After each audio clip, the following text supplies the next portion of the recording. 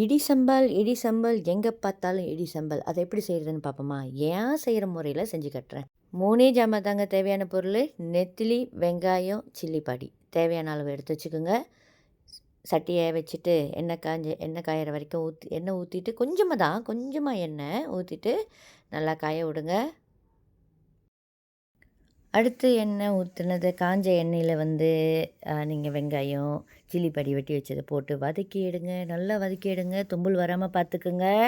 Okay, ஏன்னா இது நல்லா நெடி ஏறுங்க. ஸோ அதனால் கண்ணாடி கதவெல்லாம் திறந்து விட்ருங்க. திறந்து விட்டுட்டு அப்புறம் வதக்குங்க.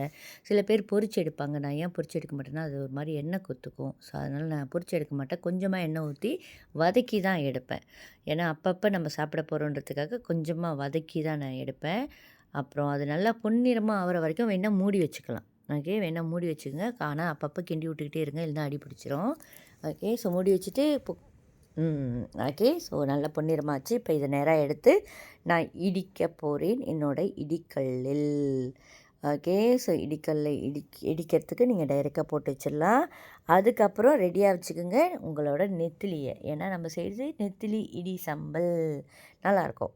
ஓகே, ஸோ அதுக்கப்புறம் கொஞ்சம் கூடிய எண்ணெய் நீங்கள் ஊற்றிக்கலாம். ஏன்னா நம்ம போட போகிறது நெத்திலியை பொரிக்க போகிறோம். இவ்வளோ நேரம் வதக்கணும், இப்போ நம்ம பொரிக்க போகிறோம்.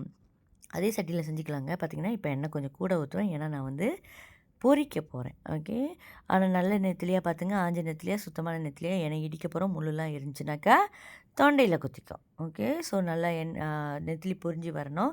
நெத்திலி பொரிக்க தெரியாதவங்க அது கொஞ்சம் பொன்னிறமாக வரணுங்க. கொஞ்சம் நல்லா பொன்னிறமாக வரணும். அப்பப்போ கிண்டி விட்டுக்குங்க. பொரிச்ச இடத்துல தீர வரைக்கும் விட்டுறக்கூடாது. நல்லா மொறுன்னு இருந்தால் தான் இடிக்கிறப்ப நல்லாயிருக்கும். இடி சம்பல் சாப்பிட்றப்பையும் ரொம்ப நல்லாயிருக்கும். சம்டைம் இடிக்க மாட்டேன், பிளெண்டரில் அரைச்சிடுவேன். ஓகே, பிளெண்டரில் அரைச்சிடுவேன். ஸோ நீங்கள் பார்த்தீங்கன்னா கொஞ்சம் நல்லா, எனக்கு கொஞ்சமாக செஞ்சேனாக்கா நான் இடிச்சிடுவேன், நல்லாயிருக்கும். அப்புறம் அரைச்ச சம்பல் ஆயிரும். இடித்த சம்பல் செய்வோம் நம்ம. ஓகே, ஸோ நல்லா பொரிஞ்சிருச்சா? கொஞ்ச நேரத்தில் பொரிஞ்சோன்னே நீங்கள் எடுத்துடலாம். ஓகே, ஸோ நீங்கள் பார்த்துங்க எத்தனை செகண்ட் நான் பொரிக்க விட்றேன்னு. நான் ஃபுல்லாக தான் எடுத்திருக்கேன் வீடியோவை. ஓகே, ஸோ நல்லா பொரிஞ்சு அப்பப்போ கிண்டி விட்டுக்கணும். பொரிஞ்ச பிறகு எடுத்துடலாம். ஓகே, அது நல்லா பொன்னிறமாக மாறணும். எதுவாக இருந்தாலும் பொன்னிறம் சொல்லுவாங்களே, அந்த பொன்னிறத்துக்கு அது மாறினா நல்லா இருக்கும். பார்க்குறவங்க சப்ஸ்கிரைப் பண்ணிவிட்டு பாருங்கள். சப்ஸ்கிரைப் பண்ணுங்கப்பா. ஓகே, சப்ஸ்கிரைப் பண்ணுங்கள். இந்த யூடியூப் சேனல் நான் திறந்து ரொம்ப நாள் ஆச்சு. ஆனால் வீடியோ இப்போ தான் போட ஆரம்பிக்கிறேன். ஓகே, ஓகே, நல்லா புரிஞ்சிருச்சு. அப்படியே வடிகட்டி நேராக அந்த லுசுங்குவாங்களே இடிக்கல்ல நாங்கள் போடுறேன். ஏன்னா அப்படியே இடிக்க போகிறேன். ஓகே, அதுக்கப்புறம் நம்மளுக்கு தேவையான 2-3 ஜாமான் இருக்குது. அது இன்னும் ஜாமான் வேணுமாக்கா அப்படின்னிங்கன்னா ஒன்றும் இல்லைங்க. உப்பு, சுக்கு ரசா போடுறேன், சுக்கு ரசா இல்லைன்னா சீசனிங் போடுவாங்க. அப்புறம் எம்சிக்காய், கஸ்தூரி மஞ்சள், அது போடுறனாலும் போடலாம். கொஞ்சம் புளிப்பாக இருக்கும், நல்லாயிருக்கும். நான் அது போட மாட்டேன். நான் உப்பு மட்டும்தான் போடுவேன். ஓகே, ஸோ உங்கள் இஷ்டம். நீங்கள் அதை ஆட் பண்ணிக்கலாம். டேஸ்ட் நல்லா தான் இருக்கும். ஓகே, எனக்கு உரப்பாகவே இருக்கணுன்றதுக்காக நான் வெறும் உப்பு மட்டும் லைட்டாக தூவிட்டு உப்பு மட்டும் தூவிட்டு இடிக்க வேண்டியதான். பாருங்கள், நான் இடித்து இடிக்கலும் உடஞ்சி போச்சு. ஓகே, ஸோ நல்லா இடிங்க. அவ்வளோதான், நம்மளோட இடி சம்பல் ரெடி.